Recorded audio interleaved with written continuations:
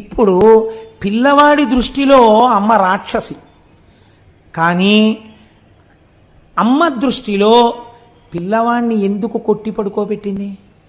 పిల్లవాడి రక్షణ కోసమేనా?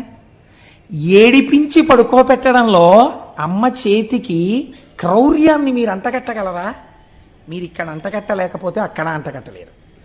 అదేమిటండి మీరు అలా మాట్లాడతారు? ఇక్కడ కొడుకును పడుకోబెట్టిందండి, అక్కడ ఆయన ఏకంగా సంహారం చేస్తున్నాడు.